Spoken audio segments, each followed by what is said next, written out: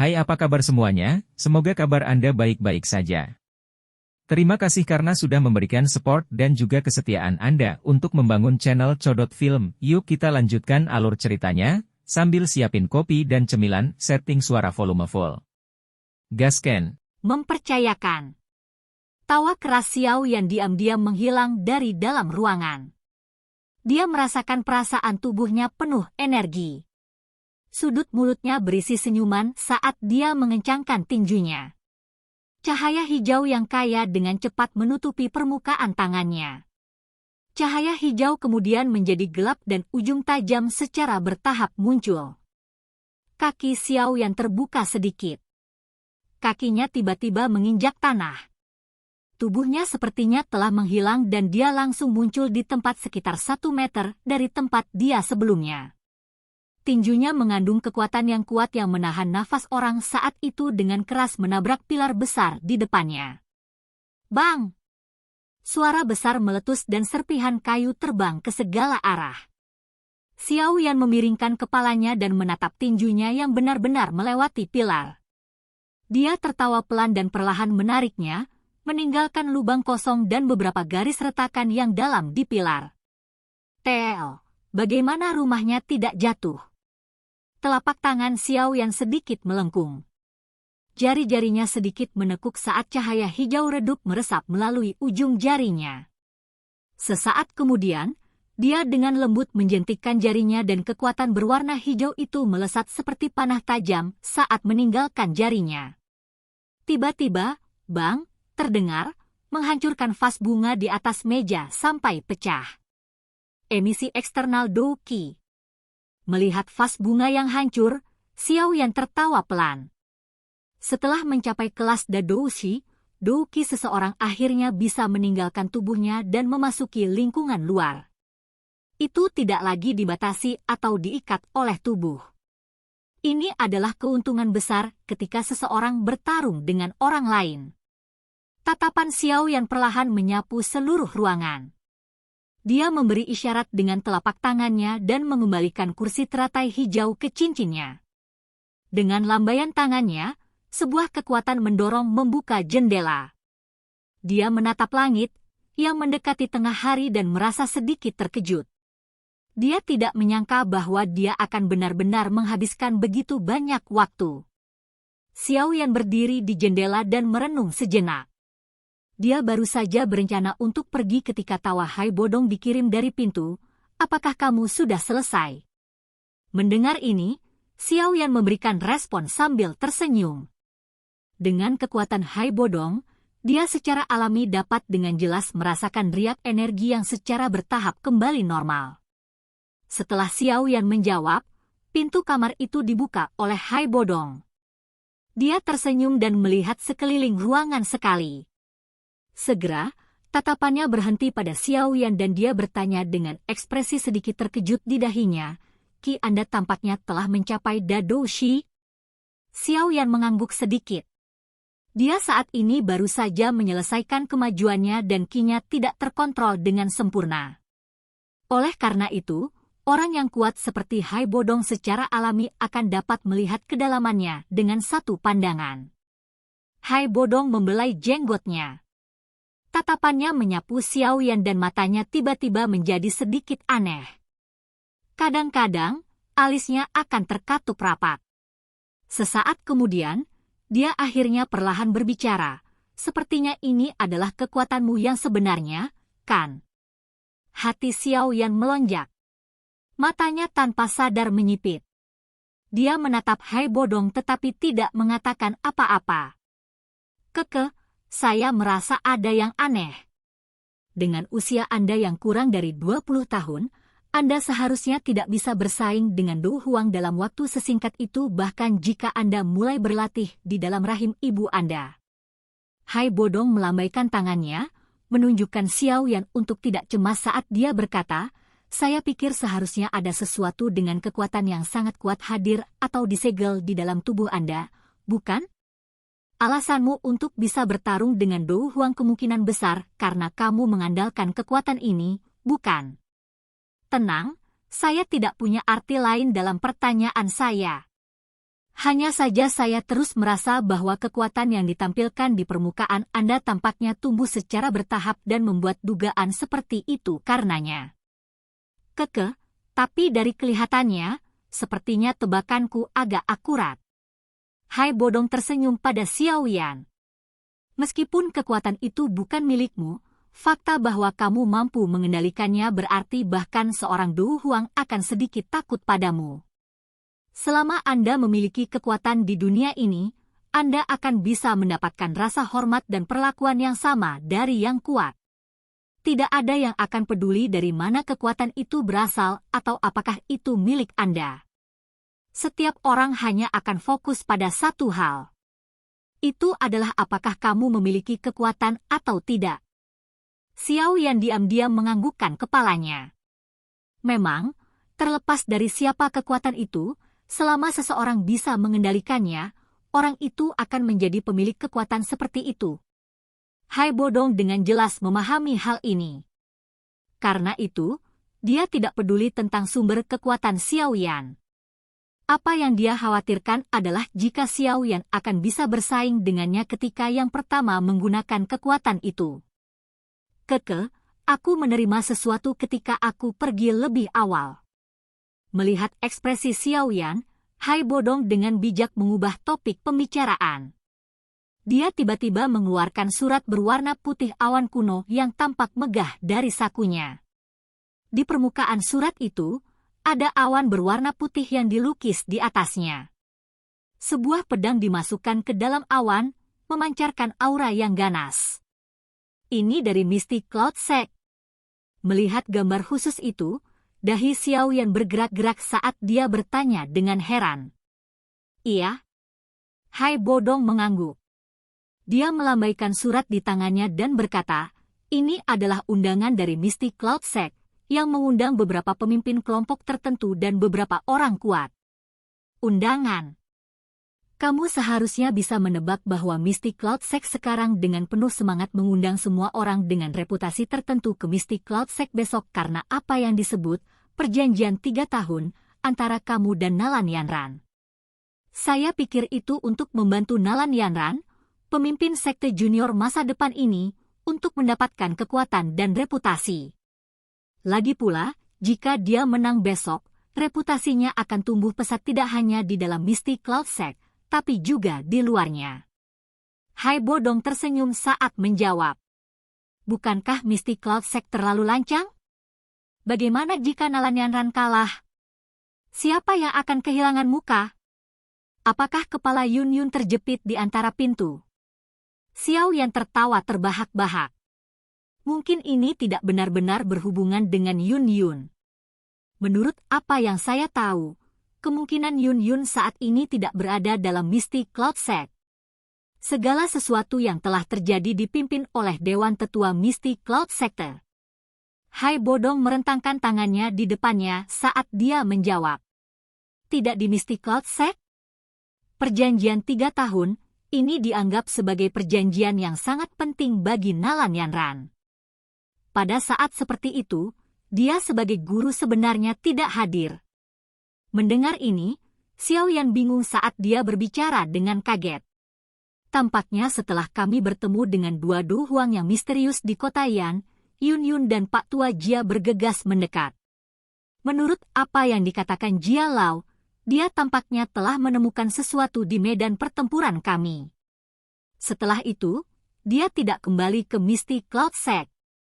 Saya pikir apa yang dia temukan pasti terkait dengan dua Du Huang yang misterius itu.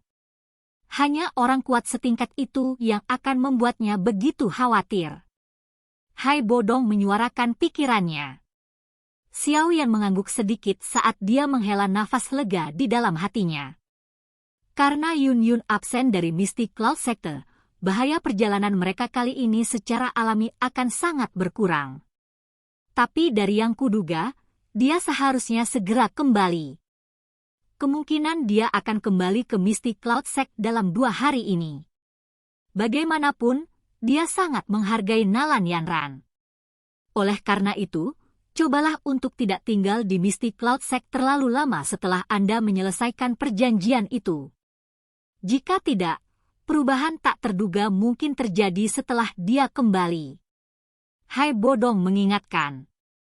Iya. Xiao Yan mengangguk sedikit. Dia berbalik dan menatap langit yang semakin gelap di luar. Setelah terdiam beberapa saat, dia mengucapkan selamat tinggal pada Hai Bodong sebelum meninggalkan penginapan sendirian. Dia berdiri di ujung jalan di mana aliran manusia bergolak dan perlahan-lahan dihembuskan. Mengikuti arus manusia, dia berjalan menuju rumah lelang primer.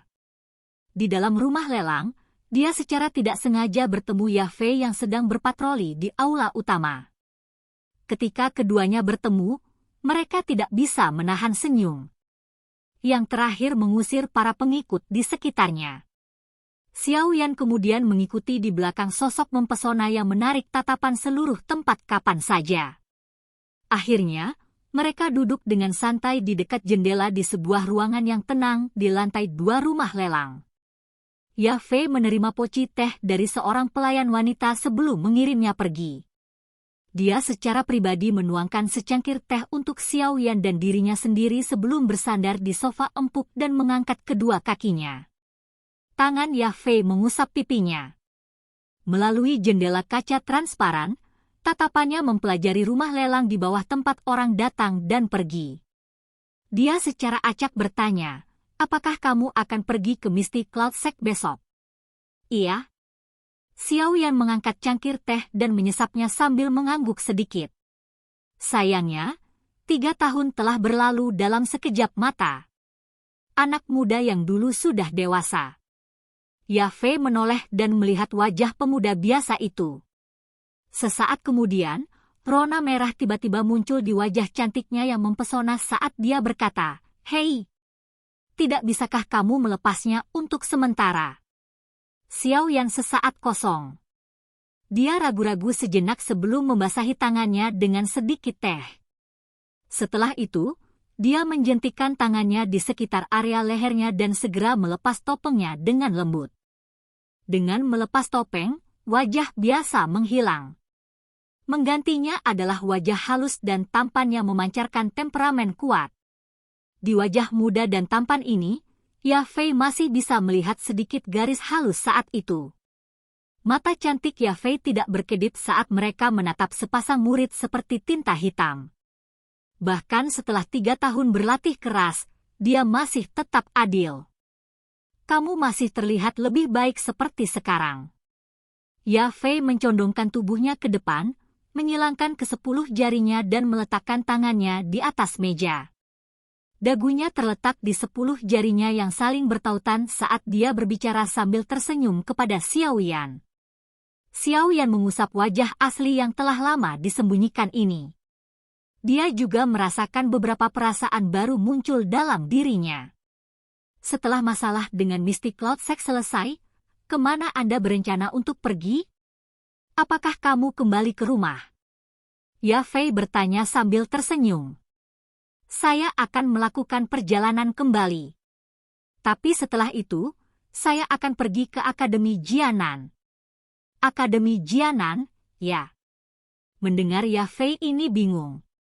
Segera, dia tampak teringat sesuatu saat dia dengan lembut berkata, apakah kamu akan mencari Sun Er? Itu adalah sebagian dari alasannya. Xiao Yan tersenyum. Dia menunduk dan menyesap teh. Karena itu, dia tidak melihat kekecewaan yang melintas di wajah cantik Yafei. Saat ini kau adalah orang di klan primer yang memiliki kekuatan paling besar. Saya pikir begitu saya pergi, saya ingin merepotkan Anda untuk membantu menjaga klan Xiao. Aku pasti akan membalas budi ini padamu di masa depan.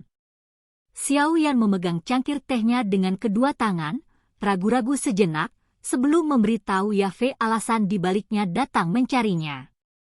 Meskipun ada orang di antara mereka yang dia kenal di ibu kota yang bahkan lebih kuat dari Yafei, satu-satunya yang bisa dia percayai adalah Yafei di depannya. Membalas budi? Bagaimana Anda akan membalas budi? Mata cerah Yafei berputar saat dia tersenyum dan bertanya. Oh, masalah yang aku minta bahkan belum dimulai dan kamu sudah ingin menuntut hadiah. Xiao Yan merasa tidak bisa tertawa atau menangis saat dia berkata. Ya Fei menampar bibirnya. Dia menyandarkan punggungnya ke sofa empuk, memperlihatkan busur putih salju yang mempesona saat dia berkata, siapa yang tahu kapan kamu akan kembali setelah kamu pergi kali ini. Terakhir kali Anda pergi selama hampir 2 tahun. Saya khawatir kali ini akan lebih lama lagi. Xiao Yan tersenyum, tapi tidak menyangkalnya. Dia menarik percakapan dari topik ini. Bagaimanapun, dia sudah membawa kabar ke Ya Fei. Xiao Yan tahu persis apa yang akan dilakukan wanita pintar ini. Keduanya duduk bersama dan mengobrol lama sampai bulan yang melengkung perlahan naik ke langit malam. Saat itulah Xiao Yan berdiri, mengucapkan selamat tinggal dan pergi. Di sebuah ruangan yang kosong dan sunyi, seorang pria dengan hormat membersihkan meja. Sesekali, dia mengalihkan pandangannya yang panas ke arah wanita menyihir yang sedang bersandar di jendela kaca. Dia sangat cemburu pada pria muda yang tampak biasa tadi. Ini karena yang terakhir mampu berbicara begitu erat dengan Dewi di dalam hatinya. Saat dia bersandar di jendela, Ya Fei menatap sosok tinggi dan lurus di bawah yang perlahan berjalan keluar. Beberapa saat kemudian, dia dengan lembut menghirup udara. Beberapa kekesalan muncul di wajah cantiknya yang cantik. Saya berharap Anda akan menang. Keesokan harinya, matahari merah menyala menerobos belenggu cakrawala dan melompat keluar. Dalam sekejap, sinar matahari yang hangat menyinari daratan. Di dalam sebuah ruangan, seorang pria muda perlahan melepas topeng di wajahnya dan melemparkannya ke dalam cincin penyimpanannya. Mulai sekarang, pria yang dikenal sebagai Yan Xiao itu akan menghilang. Saat ini dia sekarang adalah Xiao Yan. Xiao Yan melepas jubah panjang alkemis dari tubuhnya dan mengenakan jubah berwarna hitam pekat yang menyebabkan wajah lembut dan tampan Xiao Yan mendapatkan perasaan misterius tambahan. Setelah menggunakan air es untuk mencuci wajahnya, Xiao Yan mengangkat kepalanya dan menatap wajah yang agak putih, halus dan mudah dicermin. Dia tersenyum tipis saat tangan kanannya terulur dan cincin penyimpanan menyala. Penguasa hitam besar yang berada di sekitar tinggi Xiao Yan tiba-tiba muncul. Tangan Xiao Yan meraih gagang penggaris. Tubuh penguasa diputar dan angin sepoi-sepoi terbentuk dari kekuatan penekan Xiao Yan. Saat suara lembut muncul, penggaris hitam besar itu diikat ke punggungnya. Xiao Yan menepuk tangannya, membuka pintu dan berjalan keluar. Dia turun dari penginapan dan berjalan keluar dengan kecepatan tetap tanpa mengkhawatirkan siapapun. Dia mengikuti jalan dan keluar dari pintu keluar kota. Akhirnya, dia berdiri di lereng tinggi di luar kota. Mengangkat kepalanya, Xiao Yan memeriksa puncak gunung besar seputih salju jauh yang berdiri dengan cara yang menjulang tinggi. Suara samar pedang membumbung ke langit. Silahkan pergi ke. Oke guys, jangan lupa like, comment, share, and subscribe di channel Codot Film. See you next video, peace out and bye-bye.